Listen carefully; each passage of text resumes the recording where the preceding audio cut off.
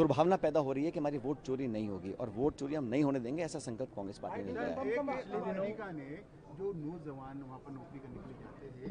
Visa है H-1B visa, उसकी दरें बढ़ा दी, किस प्रकार का नुकसान? अब ये तो अमेरिका के जो लगातार स्टेटमेंट्स आ रहे हैं राष्ट्रपति ट्रंप के, और जो अमेरिका कर रहा है, इसका हम लोगों को एक बहुत मजबूती से जवाब देना पड़ेगा। कभी टैरिफ लगा रहे हैं, कभी H-1 वीज़ा लगभग समाप्ति हो जाएगा इस प्रकार चलता रहा तो, और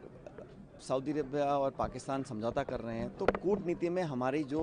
प्रखरता होनी चाहिए उसमें शायद हम कमज़ोर पड़ रहे हैं, और जो हमारे आसपास के मुल्क हैं वहाँ से समर्थन कम मिल रहा है। तो भारत को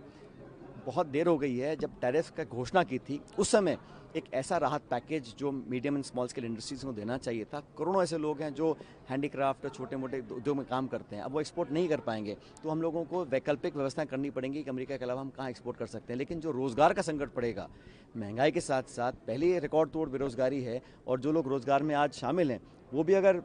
बिना काम के रह जाएंगे तो बहुत बड़ा संकट होगा। उसमें बहुत को सरकार कर पा रही है, मुझे ऐसा लग नहीं रहा है, और सरकार की आर्थिक और विदेश नीति दोनों ही मैं समझता हूँ बहुत लचर और कमज़ोर हो गई हैं। पाकिस्तान और सऊदी अरब के बीच में कुछ समझौता हुआ, ऐसा लगता है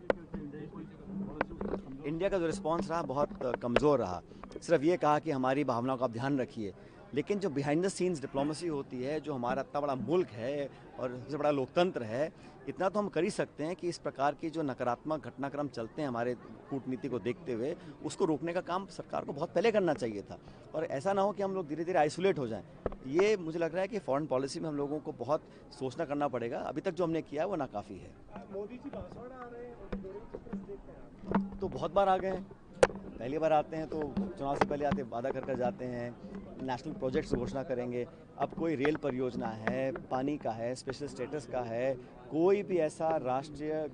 कार्यक्रम या योजना प्रदेश को वो घोषित अब तक तो की नहीं है। और जब अजमेर खुद ही आए थे तब उन्होंने ARCP के बारे में बहुत बड़ी बात बोली थी, वो भी अब कच्ची रह गई है। तो वो यहाँ पे आते हैं, सिर्फ भाषण देके चले जाते हैं, लेकिन जो राजस्थान ने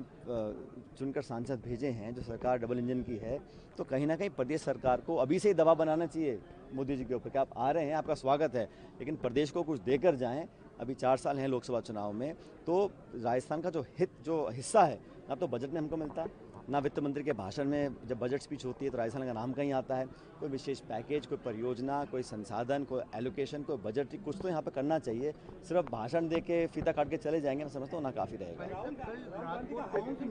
बहुत जल्दी वो राहुल जी ने खुद ही कहा है कि वो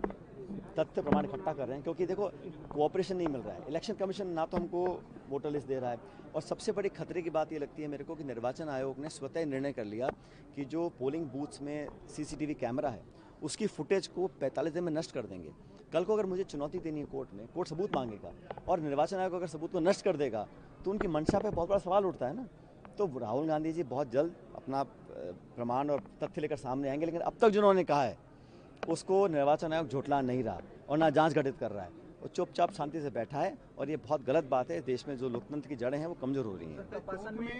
में तनाव की स्थिति रही, देर रात तक पुलिस छावनी में तस्वीर रहा, और अभी भी हालात, हालांकि अब शांति में सब शांति में। कपासन का एक वीडियो आप सभी से रिक्वेस्ट है कपासन में आपने जन्मदिन मनाया, उसके बाद वहाँ के युवक ने पानी की वादा पूरा नहीं करने पर ये जो बर्बरता की गई है, जो हिंसक